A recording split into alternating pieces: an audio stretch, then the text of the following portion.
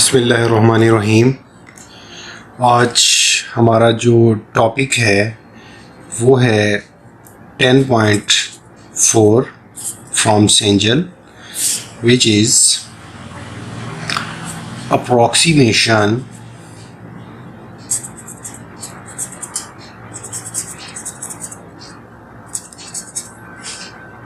For inviscid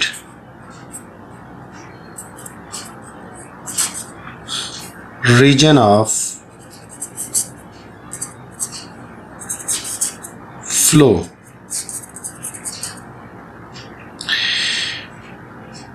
ये हमारा topic है।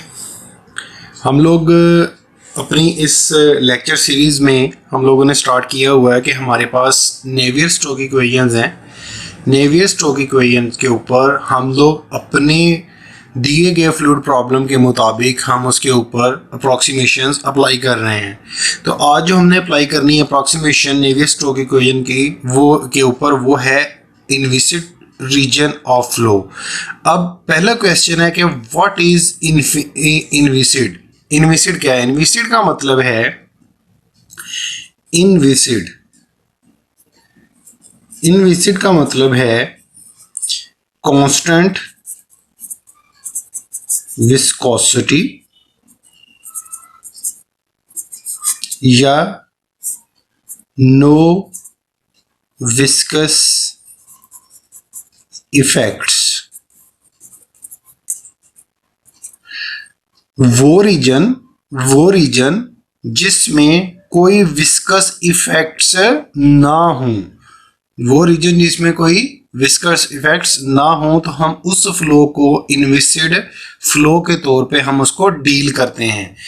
फॉर एग्जांपल ऐसा तो कोई दुनिया में फ्लो ऐसा नहीं है जो कुछ ऑथर्स जो है वो इनविसिड को नो विस्कोसिटी फ्लूइड के नाम के तौर पे भी जानते हैं, नो विस्कोसिटी। लेकिन दुनिया में ऐसा कोई फ्लूइड नहीं है जिसकी विस्कोसिटी ना हो। तो इसका एक्चुअल मीनिंग ये होता है कि कांस्टेंट विस्कोसिटी।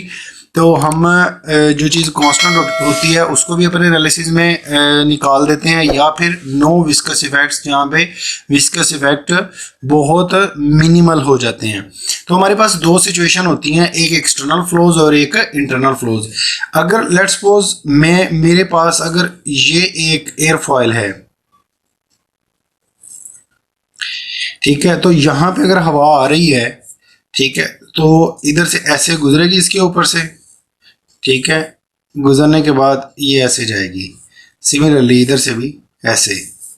तो ये वाला जो रीजन है this region is called boundary region. ये वाला जो रीजन है वो होता है हमारे पास बाउंड्री रीजन, और ये वाला वो रीजन जहां पे इस रीजन का असर खत्म हो जाता है उसको हम कहते हैं फ्री स्ट्रीम रीजन।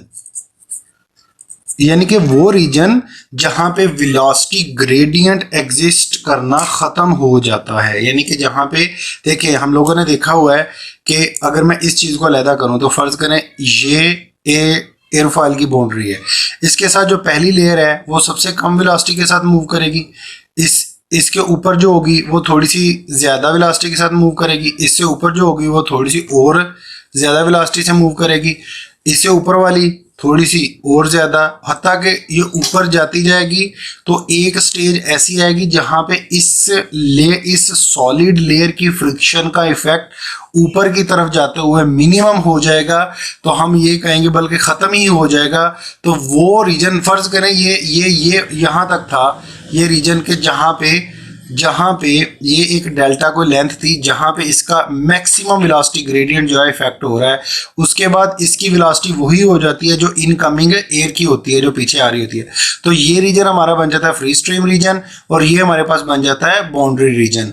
तो जो फ्री स्ट्रीम रीजन है जहाँ पे इस इसकी रेजिस्टेंस इफेक्ट नहीं डाल रही फ्री स्ट्रीम रीजन में, उस रीजन को हम कहते हैं कि नॉन विस्कस इफेक्ट्स, यानी कि वहां पे मैक्सिमम वेलोसिटी हमें अचीव हो जाती है, जितनी पीछे से आ रही होती है एग्जैक्टली हमें उतनी ही मिल जाती है। तो एयरफॉयल का जो हमारे पास रीजन होता है फ्री स्ट्रीम रीजन, वो रीजन उसके अंदर हम अपनी अप्रोक्सीमेशन लगा सकते हैं इनविसिड रीजन ऑफ फ्लो की, या सिमिलरली जो हमारे पास इंटरनल फ्लोज होते हैं, जस्ट लाइक ये हमारे पास एक पाइप है, ठीक है।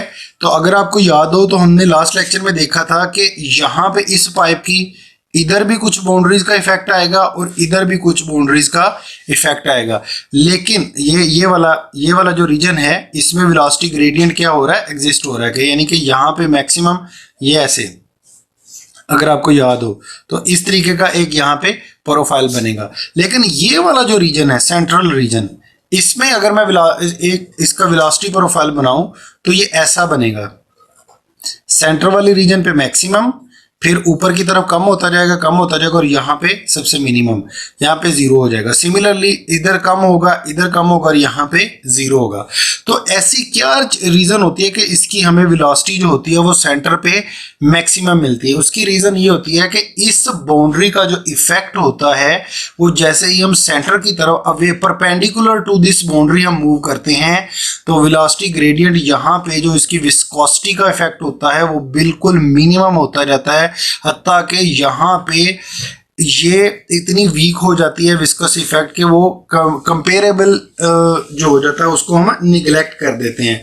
तो ये पाइप का सेंट्रल रीजन जहाँ पे आपकी विस्कोसिटी मैक्सिमम हो, वेलोसिटी मैक्सिमम हो जाती है, पाइप का सेंट्रल रीजन, और आपकी एयरफॉयल का फ्री स्ट्रीम का रीजन, पाइप का ये वाला फ्री स्ट्रीम रीजन होता है, इसका जो सेंट्रल रीजन होता है, ठीक है। इन दोनों के अंदर चूंकि विस्कस इफेक्ट्स जो होते हैं वो बहुत नॉमिनल रह जाते हैं, बहुत थोड़े रह जाते हैं, तो हम इन दोनों रीजन्स के अंदर विस्कोसिटी के इफेक्ट को एक्सक्लूड कर देते हैं, और वो जहां पे हम विस्कोसिटी के इफेक्ट को एक्सक्लूड कर दें वो रीजन हमारे पास क्या बन जाता है, इनविसिड रीजन ऑफ फ्लो, यानी कि जहां पे विस्कोसिटी अपना रोल बहुत कम प्ले कर रही होती है। तो चले जी, इसका मतलब ये हुआ कि इनविसिड रीजन ऑफ फ्लो हमें कहां पे लगाना पड़ेगा, जहां पे विस्कस इफेक्ट्स है बड़े कम हो जाएंगे। तो चले जी, हम अपने डायनामिक फ्लो के लिए इक्वेशन ऑफ मोशन हमारे पास नेवियर स्टोक्स इक्वेशन होती है, नेवियर स्टोक्स के ऊपर हम अपनी इनविसिड रीजन ऑफ फ्लो की अप्रोक्सीमेशन लगाते हैं और फिर देखते हैं कि हमारे पास फाइनली उसकी फॉर्म क्या बनती है। जी, तो हमारे पास नेवियर स्टोक्स की जो फाइनल फॉर्म थी वो किसके बराबर थी, चूंकि वो थी rho d u by d t is equal to minus del p, this is vector, plus rho g plus mu del square v, ठीक है। ये हमारे पास फाइनल फॉर्म थी। मैंने आपको बताया था कि दिस इज सब्सटेंशियल या टोटल डेरिवेटिव, इसके अंदर इसको अंडरस्टूड होता है कि इस बड़े डेरिवेटिव को जब हम ओपन करेंगे तो इसके अंदर एक टाइम वाली टर्म आएगी और एक इसके अंदर स्पेस वाली टर्म आएगी, u partial u by partial x plus v partial u by partial y plus w partial u by partial z, ठीक है। तो अगर हम इसको लिखें तो partial u by partial t plus v dot del vector into dot V vector, ठीक है।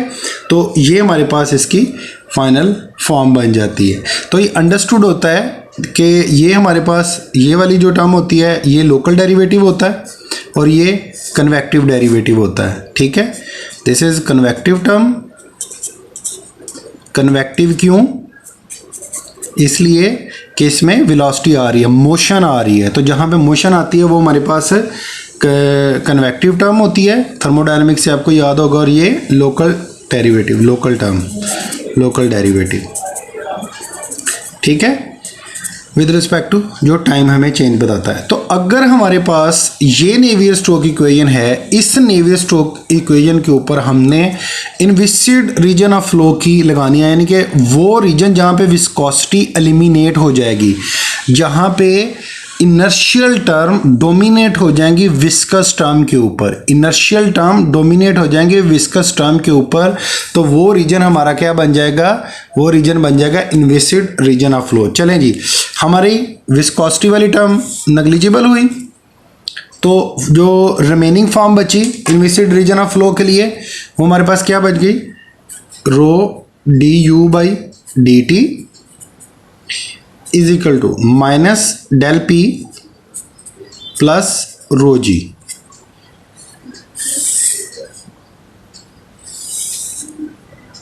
ठीक है, ये हमारे पास नेवियर-स्टोक्स इक्वेशन बन गई। ये इक्वेशन कुछ जानी पहचानी लग रही है। अगर आपको 9th चैप्टर याद हो तो इसमें ये नॉर्मल स्ट्रेस है जिसकी वजह से पी आया, दिस इज बॉडी फोर्स। इसमें जो हमारे पास विस्कस टर्म थी वो इग्नोर हो गई है, इसका मतलब इसमें जो शियर स्ट्रेस है वो इग्नोर हो गई है। तो वो कौन सी इक्वेशन थी जिसमें हम जस्ट नॉर्मल कंपोनेंट कंसीडर करते थे, शियर को इग्नोर करते थे जी, वो वेरी गुड, वो थी ऑयलर इक्वेशन, ऑयलर इक्वेशन। तो इसका मतलब ये हुआ कि जब हम इनविसिड रीजन की अप्रॉक्सीमेशन लगाएंगे तो हमारे पास जो फाइनल नेवियर-स्टोक्स की फॉर्म बनेगी वो हमारे पास बनेगी ऑयलर्स इक्वेशन। ठीक है, वो क्या बनेगी, ऑयलर इक्वेशन। अब आप ये देखें कि ऑयलर जब हम इनविसिड रीजन की अप्रॉक्सीमेशन लगाते हैं तो हमारे पास जो सबसे बड़ा बेनिफिट होता है वो क्या होता है, वो बेनिफिट ये होता है कि ये देखें, अगर इसमें मैं डेरिवेटिव की हाईएस्ट पावर देखूं इस पूरी नेवियर-स्टोक्स इक्वेशन में, तो हाईएस्ट पावर थी 2।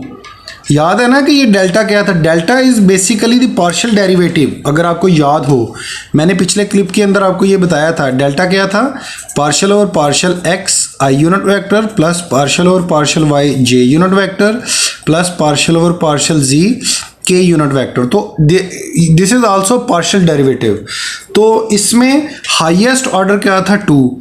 तो जब हमने इनविसिड रीजन की लगाई तो ये द मोमेंट कि हमने इसको निगलेक्ट किया तो ये नेवियर-स्टोक्स इक्वेशन आपकी सेकंड ऑर्डर से फर्स्ट ऑर्डर में कन्वर्ट हो गई।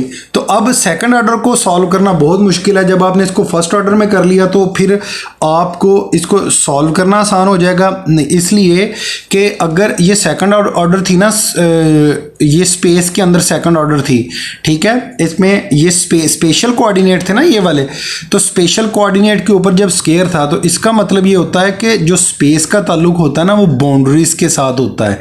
मतलब मेरे पास अगर ये एक क्यूब है, ये मेरे पास एक क्यूब है, तो मैं कहूँगा कि ये एक्स डायरेक्शन में कुछ स्पेस कवर करने के बाद एक्स डायरेक्शन में एक बाउंड्री ये, एक बाउंड्री ये है, तो दिस इज डेल्टा एक्स। ठीक है, तो जो स्पेशियल में जो चेंजेस होती है उनका ताल्लुक होता है बाउंड्री कंडीशन के साथ। तो इसका क्या मतलब हुआ कि जब हमने इसको सेकंड ऑर्डर को रिड्यूस कर दिया फर्स्ट ऑर्डर के साथ तो हमें हमारी बाउंड्री कंडीशंस भी रिड्यूस हो गई। ठीक है, तो इसमें हमें ये इसका फ़र्क पता चला कि जब हम अपना एनालिसिस करेंगे ना, फर्ज करें ये मैं एयर विंग का एनालिसिस करते हैं, एयर विंग का, तो यहाँ पे जब मैं no slip boundary condition define करूँगा ना, तो मुझे जब मैं इनविसिड रीजन की अप्रॉक्सीमेशन लगाऊंगा तो मुझे यहाँ पे नो स्लिप बाउंड्री कंडीशन नहीं डिफाइन करनी पड़ेगी। मैं डायरेक्टली इस इक्वेशन को सॉल्व करूँगा, डायरेक्टली फ्री स्ट्रीम रीजन में इस इक्वेशन को सॉल्व करूंगा और अपना सॉल्यूशन ले लूंगा। तो ये तो थी हमारी इनविसिड रीजन ऑफ फ्लो की अप्रॉक्सीमेशन।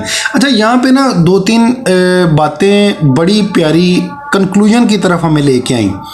नंबर 1, ये जो इक्वेशन है इनमें हमारी अजम्पशंस क्या हैं। देखें, ये डेंसिटी यहाँ पे बाहर है, इसका मतलब ये हुआ कि हमारा फ्लो जो है वो इनकम्प्रेसिबल है। क्या जी, इनकम्प्रेसिबल। Number 2, non viscous.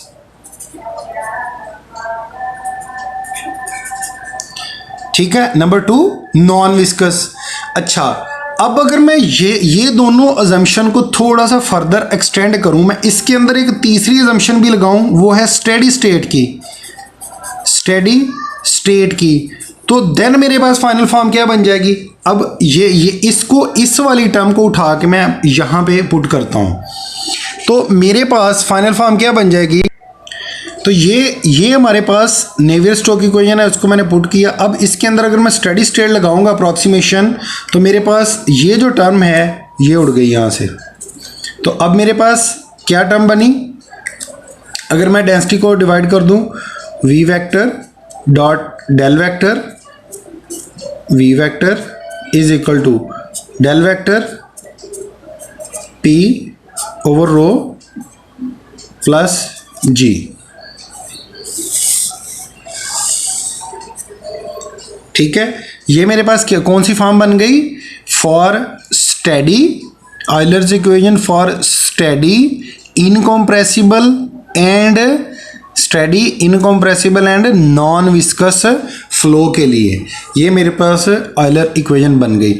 अच्छा, ये अब मतलब ये इक्वेशन देखें, अब इसको ज़रा गौर से समझें, ये इक्वेशन किस रीजन में हम अप्लाई कर सकते हैं, ये इक्वेशन हम उस रीजन पे अप्लाई कर सकते हैं जहाँ पे जो प्रॉपर्टी है या वेलोसिटी है वो स्टेडी स्टेट है, वो फ्लो इनकॉम्प्रेसिबल है और नॉन विस्कस है। तो हम इस चीज़ को हम वहाँ पे अप्लाई कर सकते हैं फॉर मोमेंटम कंजर्वेशन।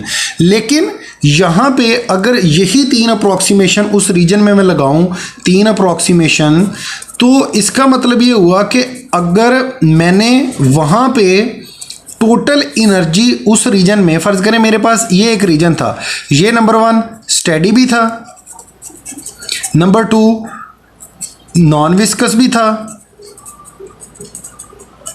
और नंबर 3 इनकॉम्प्रेसिबल भी था। ठीक है, तो इस रीजन के अंदर तीनों अप्रॉक्सीमेशन फुलफिल हो रही हैं, तो मोमेंटम कंजर्वेशन के लिए मैंने ये इक्वेशन अप्लाई कर दी। अब इस रीजन की मैंने टोटल एनर्जी फाइंड करनी है, कितनी, टोटल एनर्जी।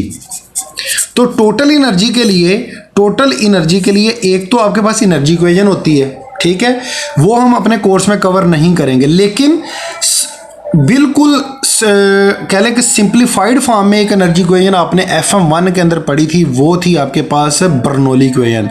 उसकी क्या थी, उसकी डेरिवेशन की सबसे जो इम्पोर्टेंट चीज़ थी वो ये थी कि आपकी जो अप्रॉक्सीमेशन थी वो क्या थी कि अगर आपने बर्नौलीज इक्वेशन को ड्राइव करना है तो आपके पास, अगर आपने बर्नौली इक्वेशन को ड्राइव करना है तो आपका फ्लो किस तरह का होना चाहिए, number 1 steady, number 2 non viscous, number 3 incompressible. इसका मतलब ये हुआ कि ये तीनों प्रॉपर्टीज़ जब हम इस जगह पे ले रहे हैं, इस जगह पे अगर मैं मोमेंटम कंजर्वेशन इस इक्वेशन से निकाल रहा हूँ तो इस इक्वेशन पे मैं बर्नौली इक्वेशन अप्लाई करके अपनी टोटल एनर्जी भी फाइंड कर सकता हूँ। ठीक है, तो इसका मतलब ये हुआ कि अब हमारे पास एक अल्टरनेटिव वे है जिसकी मदद से हम बर्नौली इक्वेशन को ड्राइव कर सकते हैं इस रीजन के अंदर। ठीक है, जो प्रीवियस FM1 के अंदर आप लोगों ने पढ़ा हुआ है बर्नौली इक्वेशन की डेरिवेशन का मेथड, वो है along the stream line. This is stream line. वो क्या था, अलोंग द स्ट्रीम लाइन। लेकिन जो अभी हम लोग पढ़ेंगे अपने नेक्स्ट लेक्चर में वो है बर्नौली इक्वेशन की डेरिवेशन थ्रू ऑयलर्स इक्वेशन। ठीक है, तो उम्मीद करता हूं कि आप लोगों को ये जो अप्रॉक्सीमेशन थी, approximation for inviscid region of flow, ये समझ लग गई होगी। इनविसिड रीजन में हम अपनी विस्कस टर्म को इग्नोर कर देते हैं, तो हमारे पास जो फाइनल फॉर्म बचती है ऑयलर इक्वेशन की वो ये बचती है। और यहाँ पे हमारे पास एक फ्रूटफुल कंक्लूजन बनता है कि हम इस रीजन के लिए इस ऑयलर इक्वेशन की मदद से बर्नौली इक्वेशन को एक अल्टरनेटिव तरीके से भी ड्राइव कर सकते हैं। ठीक है, तो हम अगले लेक्चर में मिलते हैं और अगले लेक्चर में हम लोग बर्नौली इक्वेशन को ड्राइव करेंगे थ्रू ऑयलर्स इक्वेशन के। सो फार सो गुड। चलें जी, अब ये जो हम अगले लेक्चर के अंदर बर्नौली इक्वेशन को ड्राइव करेंगे, तो अभी हमने जितना भी ये लेक्चर कवर अप किया है, चलें जी हम इसको बुक के ऊपर ज़रा जाके देख लेते हैं कि हमने जो जो भी चीज़ें इसमें सीखी हैं क्या वो बुक के अंदर वो मतलब हमें मिलती हैं या नहीं मिलती। चलें मैं ज़रा आपको बुक के अंदर दिखाता हूँ। जी तो जनाब ये देखिएगा इधर, ये है जी approximation for inviscid region of flow. तो ये हमने देख लिया, ये हमारे पास एक इक्वेशन थी, इसके अंदर हमने इसको नेग्लिजिबल कर दिया, तो हमारे पास जो फाइनल फॉर्म बनी उसकी वो ये बन गई आयलर्स इक्वेशन की। ठीक है, तो इसमें ये जो चीज़ है वो बाउंड्री लेयर का एक यहाँ पे जिक्र कर रहा है, जो मैंने आपको बता दिया है। यहाँ पे देखे थे, कहता है the Euler equation is simply the Navier Stokes equation with the viscous term neglected. ये वो रीज़न थी जिसकी वजह से मैं हमेशा पहले Euler Navier Stokes equation drive करवाने से पहले मैं आयलर इक्वेशन को ड्राइव करवाता हूँ, ताकि जब हम चैप्टर नंबर 10 पढ़ें तो आयलर इक्वेशन आपने ऑलरेडी ड्राइव की हो, वरना वो इस जगह पे आके वो समझ ही नहीं लगती कि ये आयलर्स इक्वेशन क्या है। तो ये हमने इसको देख लिया है अपना, मतलब flow along the air wing. ये देखिएगा, Euler equation approximation is appropriate in high Reynold number region of flow. High Reynold number क्यों जी? इसलिए कि हाई रेनॉल्ड नंबर में हाई वेलोसिटी होती है, और जहाँ पे हाई वेलोसिटी होती है वहाँ पे विस्कस इफेक्ट नेग्लिजिबल होते हैं। Where net viscous force are negligible for away from walls and wakes. ये जो वॉल्स है ना, इससे अवे फ्रॉम जो होता है ना, ये देखें, ये उसने लिखा भी हुआ आयलर इक्वेशन वैलिड, यहाँ पे आयलर इक्वेशन ये जो है वैलिड है। फिर यहाँ पे अगर आप देखिएगा वो कहता है कि the term contain the highest derivative of the velocity mathematical loss of this term reduce the number of boundary condition. जैसे मैंने आपको बताया कि ये सेकंड ऑर्डर से फर्स्ट ऑर्डर में आ जाते हैं, जिसकी वजह से हमारी बाउंड्री कंडीशन जो हो जाती है वो कम हो जाती है। उसकी वजह से वो कहता है we can not simplify specify the no slip boundary condition at the solid wall. तो हमें उस कंडीशन के ऊपर इसको नहीं करना पड़ता। तो यहाँ से हमारे पास जो अगला टॉपिक स्टार्ट होता है वो derivation of Bernoulli equation in inviscid region of flow है।